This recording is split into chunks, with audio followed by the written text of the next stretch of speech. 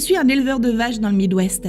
Ce n'est pas le meilleur des travails, mais c'est du travail et c'est tellement dur de trouver un boulot bien payé en ce moment que j'ai appris à être reconnaissant de l'avoir. Le travail consiste à nettoyer derrière les vaches, s'occuper de leurs sabots, les traire et les aider à mettre bas quand nécessaire. C'est un boulot un peu compliqué vu de l'extérieur et je m'y suis plutôt bien habituée. Je ne sens même plus la puanteur comme quand je suis arrivée. C'était presque insupportable à l'époque, mais aujourd'hui vraiment ça va. La ferme appartenait à mon père et elle avait appartenu à son père avant ça. Alors l'histoire que je vais vous raconter est celle de mon père. Il me l'avait racontée quand j'avais commencé à travailler ici, presque comme une leçon sur ce qu'il ne fallait pas faire quand on s'occupait d'animaux et qu'on travaillait dans une ferme. Il est décédé il y a longtemps maintenant, paix à son âme. Mais cette histoire m'a hantée pendant des années, alors je me suis dit que j'allais la raconter à d'autres gens et les laisser juger par eux-mêmes.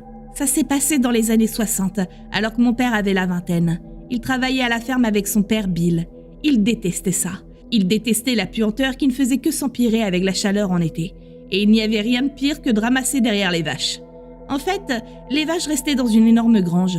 C'était même plutôt un grand entrepôt où elles étaient nourries et où elles passaient la nuit. Elles broutaient la journée et pendant la nuit, les vaches déféquaient et leurs excréments tombaient sur le sol en béton sous elles. Et alors le matin, quand les vaches sortaient pour brouter, mon père prenait un très long tuyau d'arrosage et aspergeait les excréments jusqu'au bout du bâtiment dans une fosse qui menait à une grande cuve sous la ferme. La cuve se remplissait et une fois par semaine, on faisait venir quelqu'un pour vider la cuve et se débarrasser des déchets. C'était un travail vraiment désagréable, mais mon père le faisait quand même. Sauf que mon grand-père décida qu'il y avait trop de boulot à la ferme pour mon père et lui, alors ils décidèrent d'engager un autre fermier. Ils ne trouvèrent personne d'intéressé par le poste les premières semaines. Et ça jusqu'à ce qu'il rencontre un homme nommé Fred au supermarché local. Il approchait de la trentaine et il cherchait du travail.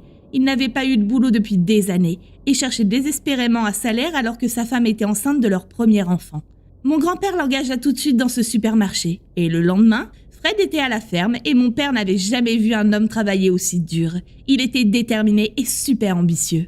Il courait toujours partout dans la ferme. Il réparait ce qui avait besoin d'être réparé et essayait d'apprendre tout ce que faisaient mon père et mon grand-père. Il adorait ce boulot et racontait à tout le monde qu'il voulait vraiment être bon à ce qu'il était payé pour faire. Il croyait au travail honnête et pensait que les gens devaient mériter leur paye. Mon père admit qu'il adorait travailler avec Fred. Pas juste parce qu'il travaillait dur, mais aussi parce qu'il était assez naïf et facilement manipulable, je suppose. Mon grand-père donnait plusieurs tâches à accomplir à mon père dans la journée et chaque fois qu'on lui demandait de faire quelque chose, il demandait à Fred de le faire. Ça ne le dérangeait pas parce qu'il ne savait pas et mon père s'en fichait parce que ça lui faisait moins de boulot. 4 mois passèrent et Fred faisait le plus gros du travail à la ferme. Et mon père commençait même à trouver un peu marrant que Fred fasse vraiment tout ce qu'on lui demandait. Il ne posait pas de questions, il était content de le faire. Un chaud matin d'été, les vaches étaient sorties brouter et mon grand-père demanda à mon père de nettoyer les excréments et de les pousser dans la fosse au bout de la grange comme il le faisait toujours. Mon père demanda alors à Fred de le faire et s'asseya devant la grange pour fumer. Lorsque Fred eut fini, il sortit pour dire à mon père qu'il avait eu une idée qui, selon lui, serait très bénéfique à la ferme. Il expliqua à mon père que s'il vidait la cuve sous la grange même, il pourrait utiliser les excréments des vaches comme engrais dans les champs. Ça fertiliserait les plantes et ça les ferait pousser encore plus et plus rapidement. Mon père me raconta qu'au début, il avait trouvé l'idée stupide. Mais ensuite, il s'était dit que ce serait marrant de voir si Fred allait vraiment essayer de vider la cuve d'excréments. Alors il accepta. Il n'en parla pas à mon grand-père parce qu'il savait qu'il n'aurait jamais accepté et il voulait juste voir ce qui allait se passer. Il montra à Fred comment atteindre la valve et vider la cuve dans les grands tonneaux. Il lui expliqua de faire très attention et de ne pas tourner la valve trop rapidement, sinon le tuyau allait se boucher et il devrait appeler quelqu'un pour le réparer. Mon père laissa alors Fred faire ce qu'il avait à faire seul et décida d'aller faire un tour autour de la grange pour vérifier les clôtures et être sûr que tout était en ordre. Ce que mon père ne savait pas à l'époque, c'était que Fred allait tourner la valve trop rapidement et que le tuyau allait se boucher. Fred allait alors ouvrir la cuve du dessus et essayer de tirer la boue pour essayer de débloquer ce qui bouchait le tuyau. Mon père entendit des cris provenant de la grange et il courut voir ce qui n'allait pas. Il descendit dans la cuve et ce qu'il y trouva l'horrifia.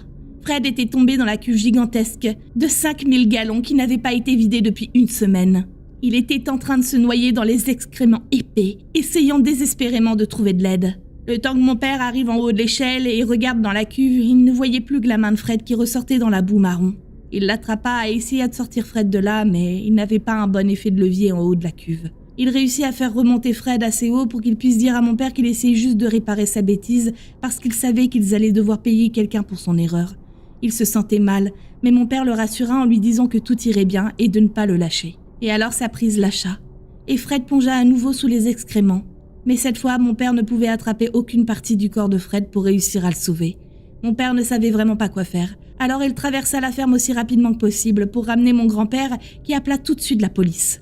Le temps qu'il revienne à la cuve, la main de Fred avait disparu sous la boue et mon grand-père et mon père ne pouvaient rien faire à part attendre. La police arriva avec des pompiers. Ils ne savaient pas vraiment quoi faire non plus. Ils finirent par glisser une barre en métal dans la cuve avec un genre de boucle au bout et lorsqu'ils sortirent Fred de là, il était clair qu'il était décédé. Mon père était horrifié et se sentait coupable. Il savait que c'était une mauvaise idée, mais avait pensé que ce serait drôle. Il aurait pu empêcher Fred de le faire, mais sa propre arrogance l'en avait empêché. La femme de Fred devint veuve et ne se remaria jamais. Elle donna le nom de Fred à son fils et finit par déménager. Mon père s'efforça de travailler aussi dur que Fred tous les jours de sa vie, en l'honneur à l'homme dont il se sentait responsable de la mort. Mon père nous a quittés en 2018, et la dernière chose qu'il m'ait dite a été de ne jamais profiter du travail de quelqu'un d'autre.